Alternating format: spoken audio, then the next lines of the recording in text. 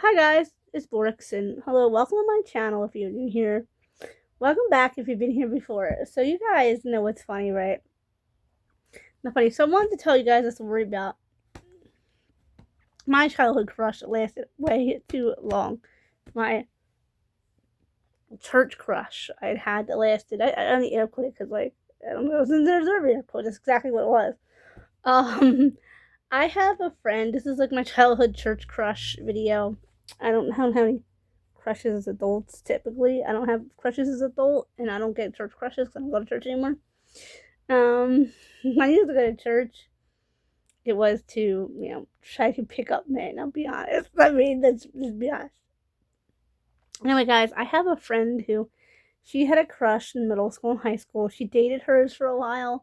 She's been talking about him a lot, so I wanted to kind of like tell. So you guys know about Grayson, the guy I liked for many years. I don't know. You guys have. I've done so many videos about Grayson, but there's been other Graysons, and I think I figured out what's causing this. But anyway, guys, I wanted to. Some of my friends who feel. I know my friend subscribed to me, so I'm not gonna say her name. We're subscribers to each other, even though we don't watch each other's videos. I'm not gonna say her name. Okay, sorry. My hair just happened to part almost off the left side today. It's parting a little different, but that's okay. So anyway, guys, it's irking my OCD, but it's okay.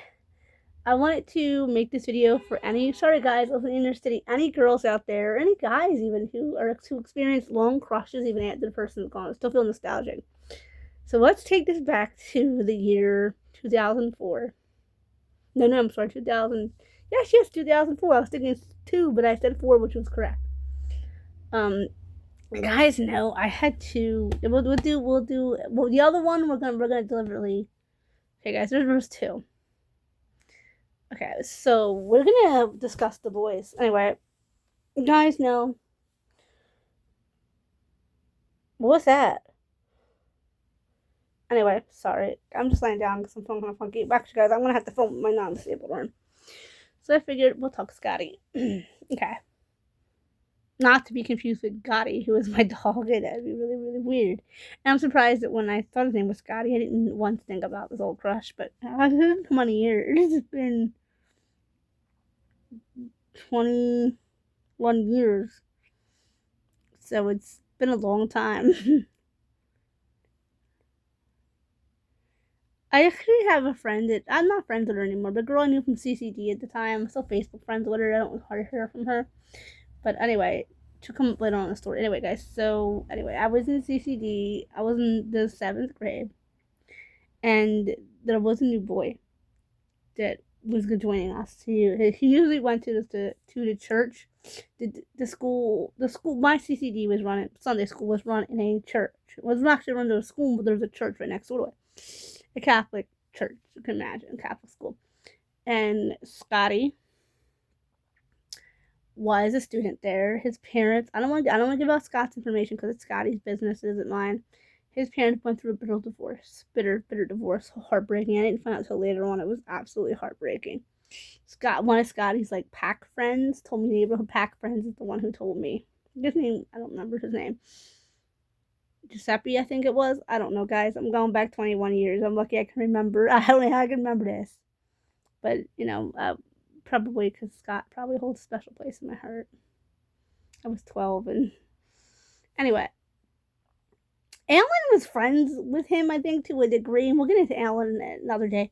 The video I've been meaning to make about Alan for many years. It's just because of Alan's tragic backstory. I didn't want to make that video yet. But you guys will see, like I said, Alan's the story from the day that Alan and Spencer mirror each other. And I think that's what made me like Spencer so much, was that he mirrored Alan so much. They're similar, their heartbreak was similar. But on some positive, Scotty, okay. There was a boy missing from my CCD class. I remember Alan walked in, a bunch of boys and girls. My other friend walked in. A bunch of us had walked in. And William and Josh. Not my Josh, a different Josh. Well, my friend liked Josh, that Josh. I liked the one from school, one from CCD, whatever. Oh, somebody else I also I was hyper fixated on was a boy named Josh in my youth. But Josh lasted longer than Scott in school year. and then 3 more. So he lasted a little bit longer than Scotty. Guys, you guys have heard me actually use Josh's real name on here, and I'm not going to do that. So I'll do a different video on Josh and his friend. But we'll do those two in a different video. Can't find either one of them on Facebook. So, you guys, so the school year starts, and the teacher says that, I'm sorry, guys, we do have one absent today. And I'm looking around, like, everybody's here. So many people, like, Alan, which is my friend's cousin, was there. And they tried to warn me because they know that I don't like change. I get really upset when it comes to changes. I'm probably autistic, you guys. I just never been diagnosed. So, and my friend Taylor, he's also autistic, who is Alan's cousin. Anyway, I don't like change. Still don't like change. Anyway, so there was a new boy, and the teacher said, I'm sorry, guys, Scotty's absent today. And I created this fixation that Scotty was going to hate me. I came home all worked up that there was a boy that was absent. And my mom was like, okay, this is weird. Like, she doesn't care. Like, I usually didn't care about CCD. But my mom used to say, if you don't go to CCD, you can't have lunch afterwards with your dad or have your sleepovers. That's what my mom used to. Guys, know I'm the queen of sleepovers, and I still am. But at this point forward, I only cared about Scotty. That's what I cared about. Didn't care about anything else but Scotty. Anyway, so I'm 12 at this point. I'm 12 at this point. This whole week I am obsessed with Scotty. I'm asking other people that go to our church, like, does anybody know Scotty? I was so scared that he was gonna hate me. I don't know why. I guess I'm 12, so like, what's going on here? I was so scared and upset that he was going to hate me, and I was dreading the next week and dreading the next week. I'm here to like, does she know him? Is something going on here? My dad was like, we're just going to ignore it. Not ignore it, but my dad was like, okay, we need to figure out what this is. Because, I mean, I was like actually crying to my mom that I was scared he was going to hate me. And my mom was like, honey, he's a new boy. Could just be you don't like change. Because, guys, my CCD class, we basically went together from first grade all the way up to confirmation. This was 0 confirmation. I was scared that he was going to hate me. He was going to hate me. He was going to hate me. He was going to hate me. He was going to be my mortal enemy. I'd done this with other people, and then see, my dad, when I was doing this, a little older, he started saying, I've noticed a pattern with you. When you think someone's your mortal enemy, when he seems to only work with males, when you think a guy is your mortal enemy, you usually end up liking that person, or it comes out later that you had feelings for that person. It's so dad had my number. He has my number in heaven. He knows where I'm at. Anyway, this whole week I was very upset about Scott. Very. Anyway, we get to the next CCD day. I come out of CCD smiling and giggling. And Dad says, with the CCD, we're gonna go to Toys R Us, which we used to do for. So I guess I have an extra minute. I'm not picking. Then we go get something to eat. And I was, hi, Scotty. And my poor dad is like, okay, this is Borkson. This is just Borkson. I come home with my Happy Meal toy. Whatever. I got my Happy Meal toy. Whatever. I was in toy. No boys like Caleb. And you guys have heard about Caleb before. Told me I shouldn't get Happy Meal toys. I was too old, but I got one anyway. Came home, told my mom about the dolls, and Mom didn't bring it up. And I said, guess what? And her dad said, no. I was like, Scotty showed up today. And my mom was like, oh God, she's got a mortal enemy. She's only 12. And I was so happy. I was smiling and giggling. I even had my pack of friends. Guys don't know, unrelated, you know, my childhood crush is the same name as the character in The Sandlot. And I had a pack of friends that we thought we were baseball players. This is a story for another day. We tried to emulate The Sandlot, but we were girls. Oh my goodness gracious, it was ridiculous. But anyway, we were playing with baseball bats, and we're in the lot. There was an empty lot next door to us, next door to my house. It was somebody's lot. We were basically trespassing, but it was our sand lot. It was a dirt lot. We're in the sand lot hanging out, and there's a bowl was peeling right past my head. And the only thing out of my mouth goes, my friends are like, what's been going on with you, Borkson? Like, you're not yourself. I'm giggling, and I'm like, maybe we can find out if Scotty and his friends do this. And they're like, wait, one of my friends that actually took was the one who figured it out. She's the one who flat out said, what's going on with you? And I was like, I love him. And they were like, oh my goodness. I was like, I'm going to marry him. Him or Ed, creepy little friend. Not creepy. My friend wasn't creepy. He was weird. Let me just say, my friend Taylor, we're gonna get, I promise, guys. I've been promising you guys an Alan story since I started YouTube. I promise I'll do the story time on Alan eventually. I just haven't had the chance. And they were like, yeah, you've been obsessing with Alan and Scotty since like all week. Like, what's going on with them too? Alan had blonde hair, piercing blue eyes, and about the most gorgeous thing I've ever saw in my life. He wasn't that good looking, but I thought he was at the time. He was actually, fun fact, he probably holds the record being my longest crush. But anyway, back to Scotty. Anyway, so I sort of infatuated with Scotty. I tried to want to talk to Scotty, but I was nervous, guys. And I remember telling my parents he has red hair. Guys, I'm only 10 minutes in. I'm on the beginning. So we might do like a whole story time on Scotty, like a whole 20-minute story time. Not today, though. But anyway, Scotty had red hair and brown eyes and pale skin, which is my ideal. What I still to this day like in men. And I decided I would talk to Scotty. My goodness gracious. Oh, goodness, guys. Anyway, I began asking him if he liked the Sandlot movies. He was like, I said, okay. Sandlot movie, I'm sorry, back then it was only one. The next one wasn't made for another year. He said, it's okay. And I was like, And then I proceeded to say, I'm 12 years old, mind you. I love men named Scott. He just looked at me and was like, oh, alright? Like, that's weird. Anyway, so I began trying to talk to him. I go on and on, and then when they had a rivalry going in CCD in a regular school, this other guy, this brother and sister set. I'm actually next to because I talked about Scott all the time, and I realized that these kids that were not nice to me. They knew Scott. I wanted Scott. Like I would have sold my soul to the devil at 12 to have Scotty, and I stand by that at 34 years old. If I would have done anything. If somebody would have said, look, we can give you a Scotty in return, you just have to do one thing. That's dangerous. You guys don't let any feelings like that capture you in because it's dangerous. And I told myself, I just have to get Scott's attention. So I just started telling him I love redheaded men like Rupert Grint. And he's like, oh, okay. So this kid in the neighborhood comes over to Scott and says, you know what, Scotty, why have you been talking to her? By the way, me and his sister are the only two people to call him Scotty for the record, and I was very jealous. I mean, we'll get the Scotty sister later on. Anywho, and this is where the rivalry grew from. This neighbor boy walks over and says, Scott, do you know she talks about you morning, day, and night, right? Scott's like, I was a little embarrassed. Like, no, I don't. She said, Scott, I don't know why you even waste time talking to her. She's very nasty. She's all sweet and all nice to your face, but she makes fun of your hair behind her back. And Scott's like, what? He said, she just said on the bus the other day, we go to the same school together, which we did.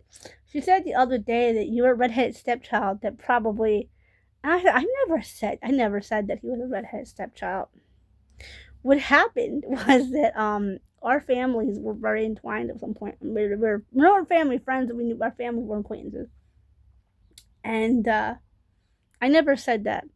And then she says that you have the same hair color as Derek. And then it's weird and that's creepy. And Scott's standing there like, what? And I said, no, I would never insult your hand. Then I proceed to start touching his hair. And poor Scott, he probably felt violated. And I remember saying, I would never say that about you, Scott. I was like, my brother, so I guess I stutter in real life. When I tell stories, I stutter. I stutter naturally, if you guys are new here. I said, my brother has the same shade as red hair as you. It looks nice on him. It looks nice on you. And he's like, this is when Scott gets really good and walks away from me. After that, he started telling his pack of friends. Like, they were like, one of them, I think one or two figured out what was going on. And then Scott apparently kept saying I was R-word. I'm going to tell you guys right now, Scott didn't say it. Somebody else said it in Scotty's name. So I went home and cried to my mommy. It came down to the point where Mom had said, I know guys always say weird youngsters. I grew up without a mother. That's not, I had a mother during my formative years. She was so sick. She didn't have her stroke yet by this point. Let me explain. My mother had her stroke when I was 16, almost literally right before literally a couple of days before my 17th birthday. So my mom was like, okay, did Alan say this or did Scott say it? Because it sounded more like something Alan would say. And it is something like Alan would say. Anyway, my mom said, I will clear it up with I will go, if I have to, I will go see sister or main non in charge. And I will have to handle it. So I guess I'm going to have a meeting with Scott's mom. And I was like, oh my God, it's going to come out. They followed him around and all. He actually slammed the door in my face. Scott slammed the door in my face. He got really annoyed by me being there. I think now looking back on it, it was no malice intent. Scott was talking to William, he was talking to Will and a few other of the guys, and they just like slammed. Even Will was like, "What did you just do? Slam the door in her face, Scott? Like, she has a disabled arm. Like I always say, guys, this wrist is disabled from an injury. It actually hurts today as I'm filming this video, but and I had a bandage on it too because I hurt my arm when I was 11. It just never healed right. Sometimes it flares up. There's days where it hurts, days it doesn't. The teacher even said, Scott, these are ladies here. The other friends were hurting me. Why would you slam the door in a lady's face? Like, so rude. She even came out and apologized, and so did Will. He apologized for Scott. I didn't realize that Scott hated me. Scott's the one person I feel like hated me in this world. And you know what's sad is, at that, other than Sean, who was another boy that I had liked in my younger days, that was the closest feeling to love I'd ever felt next to someone. We're not going to say his name in this video, but somebody else. Oh my God, you're so young. You never loved him. I did. I had to have my first ever love. It was cute. It was nice. It wasn't Scott. Somebody had Scott, but on the point, like closest, Scott was probably the closest next to Jake, next to the person I actually really cared about in my lifetime. So, and of course, so Grayson. I forget Grayson. Grayson is the one person that I always wanted since I was like in my early 20s. But he actually looks a lot like Scott. Looked a lot like Grayson. I tried to find Scott over the years. Then went back to Scott. So things got really heated between me and Scott. Like things were getting really, really heated for me and Scotty. To the point where I would go home and just like cry. Scotty didn't love me. And at this point, I don't think my mother understood what was going on. I think she thought maybe he was picking on me. My mom said, I don't understand this because you went all these years, guys. I was never bullied in CCD up until that year. You were never bullied in CCD because my CCD class, it was a little less like if someone had special needs, like autism. There's other autistic kids. My school, there was autistic kids in with regular ed as well. We were all put in together, but it was very obvious like who had special needs and who didn't. In CCD, it wasn't that obvious. I mean, anyway, like I said, it's weird to say my mom because she's been dead for 16 years, and I'll be honest, guys, I'm mad at my mother for dying the way she did. But my mom had a broken hip. My mom had multiple sclerosis, so she said if it comes right down to it, I will call up sister and have a conversation with Scott's mom. Like I'm not gonna have him picking on my daughter. And see, guys, it's the thing, though. It wasn't Scott. It was another boy doing it in Scotty's name. So I went home, was crying to my mom that Scott said this, Scott said that, Scott said this, Scott said I'm the R word, Scott said this, Scott said that. And it actually came down to the point where my brother was like, wait a minute, did Scott call her, if he called her the R word, he said, Mom, I gotta step in. He was still underage at the time. He said, Mom, I can't have him call him. My sister that takes grandma seizures the R word. He said, this actually was Daddy, so I gotta. He said, we got to find out if he actually said it directly, because if he did, he said, I'm going to have to say something. I didn't want Derek to say anything. Well, one thing Derek didn't, because Scott would have thought that Derek was a whack out, because Scott was actually being nice to me. Oh my goodness, that confirmation, you guys. I got paired with Scotty, and I couldn't have been happier. A confirmation was wonderful. I wanted to wear a dress, but I didn't know how to wear dresses back then, and my mom just bought me a skirt and a blouse. I wanted to know a nice dress looked good for Scott. And I came home and said, Mom, guess who I'm sitting next to? And my parents were like, who? Guess who I'm sitting next to? Confirmation. I was all excited. They were like, she's sitting next to Ellen. Watch. And oh my goodness, she's going to be too busy trying to get Ellen this whole time. And I was like, no, it's Scott. And they were sitting next to Scott. They were like, oh my goodness, one's as bad as the other. And my dad could even testify to it when he was here that my obsession with Ellen was severe. It was to the point where I even told my dad I would sell my soul to the devil. I would sell my soul to the devil. Trying to get it on camera. I would sell my soul to the devil to have him. And that isn't good. That isn't very nice. But anyway, I got to sit next to Scott, and I wore a cute outfit, and I seemed a little. One of my hamsters died, I think. It's not so many hamsters. Anyway, and I seemed a little sad. I should hide them. And then, guys, I got the most jealousy thing in my whole life. Okay, our siblings were walking past, and this cute little about 4, 5, 6-year-old. She even could have been 7, but I stretch the imagination. Comes out and sees him and starts waving, Scotty! And I raving and blowing him kisses. I love you, Scotty. And I was like, how come this little girl gets to blow Scott kisses and say she loves him? How come I can't do that to him? I was a little jealous. And he'd whisper, "That's my little sister." And I said, "How come she gets to be affectionate towards you?" And he's like, "That's my little sister." Okay. So a few minutes later, John Paul, which was my other classmate's brother, who actually is crush on Joe, comes past. John goes past. And then Derek. And then I embarrassed the living crap out of Derek. And there's pictures where my brother and I, our only family picture that survived the fire. My brother is talking about video games, and I'm talking about Scott. And we're all, "My video games too much. You're obsessed with Scott." And so my godfather goes take the picture and we're smiling. So in that whole picture, I'm just like beamed up on love with Scott. So that's why I look so good in that picture, I say. Anyway, so my parents and my brother walk past, and I just start embarrassing him. I start waving, "Hi, Derek." I start blowing him kisses. "I love you." And Scott's just like, "What the heck?" Something his little sister's doing. And then as he's going past, she just hit some redheaded boy, and he's probably thinking to himself, "Oh God, she just got a thing for a redhead." I said, "There's nothing nasty." I said, "That's my brother." And he said, "He has the same hair color as me." I said, "I told you." It was so funny. It was funny, guys. Anyway, guys, my obsession with Scott lasted for years. I'm not gonna lie. Lasted probably till I met Carl. It lasted.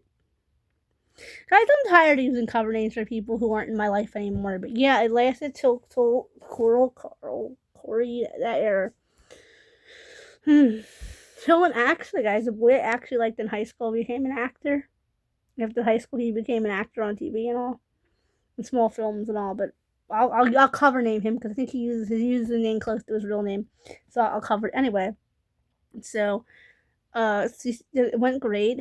I never got really enclosed on Scott, and then we had later on we had the Christmas bazaar. We were confirmed, I believe, on the 2nd or the 4th, and then later on closer to Christmas, and Scott was there, and I was so happy, and I just didn't want to bother Scott anymore. I was like, I think I'm a nuisance to him. Also, guys, while we were being confirmed and all, we had to hang out together, and I was following. Me and my friends were following Scott and his friends. I remember one of Scott's friends actually stood up to me and said, "Why do you keep following us?" Because it was Scott, his two friends, they were, by the way, Scott and his friends were all neurotypical, by the way. I mean, they didn't have any learning disabilities like me and my friends did. One of my friends didn't, but her brother did. And then it was William, Josh, and then one other boy. So about 6 of them, and there was 3 of us. So together there was 9. But that's just how big the class was, of 20 of us.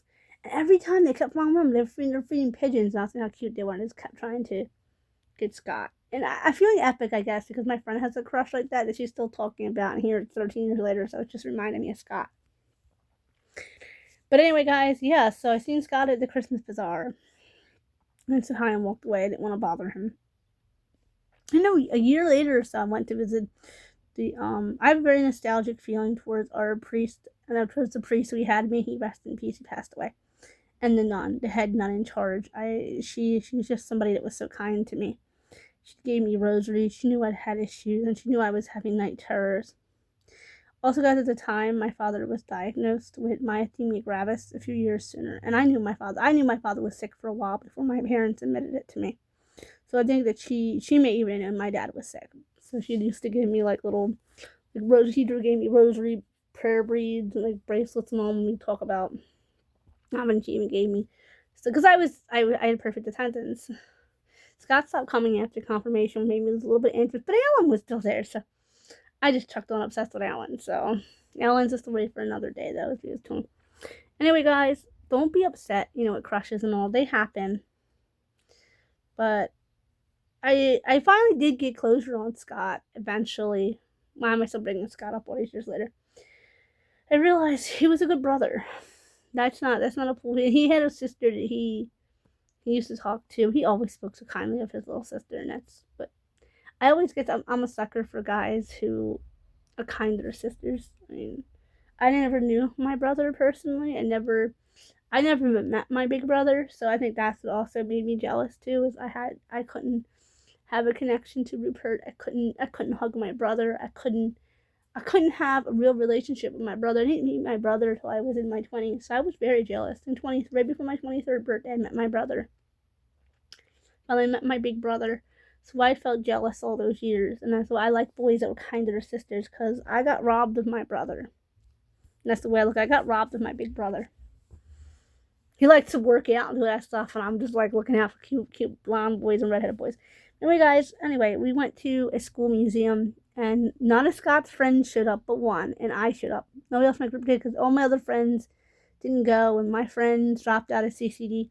But we had no other friends there, so Scott's friend and I made a true look. But Scott's friend told me off. I think his name was Giuseppe. He told me off. Giuseppe told me right off. He was like, look, he said, the way you follow us around is really rude. I admitted it to him in the end. I said, look, I said, I'm going to be honest with you. I said, some of my friends had a crush on some of yours. He said, I figured that. He said, but I didn't want to say it. He said, I figured that. I was like, come on, dude. I said, well, we're 13 now, because I had a birthday between them. I said, you guys, we're 12, 13-year-old boys, and we're 12, 13-year-old girls. Things are gonna, 20 kids. Well. Anyway, guys, we ended up being friends, and we were gonna keep in touch, but unfortunately, we never did. But I have no ill feeling towards him. I came home and told my parents. Now, I technically missed day school for it, but since it was a school activity, I was marked in, because I had perfect attendance in both school and CCD. Anyway, guys, I hope you guys enjoyed my Scotty babbling. I haven't seen Scott in 21 years, but with my friend who has a crush on him, she still talks about the boy she used to like back in middle school and high school. It's making me feel nostalgic and making me have guys remember too. I was happy when I followed Scott. I was happy. I didn't even know. I was starting to pick up my dad was sick, but I didn't know yet how sick he really was. I was happy at the time. I would come home and watch The Sandlot after CCD, and it was a very weird coincidence that my crush's name was Scott. It was really weird, but anyway, guys, so that's the story. And I tried to find Scotty as an adult. I really did. I at least wanted him to know that I'm not an evil person. I was dealing with a lot, and I never made fun of Scott's red hair. Dude, my other crush was a redhead.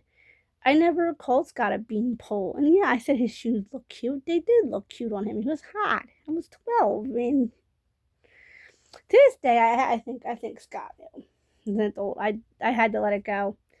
That I think he went to school with those twins, so he knew those twins. And I went to the CCD, and I brought it up to sister many years later, and she said to me, you know, Borkson, she said, I know Scott's family.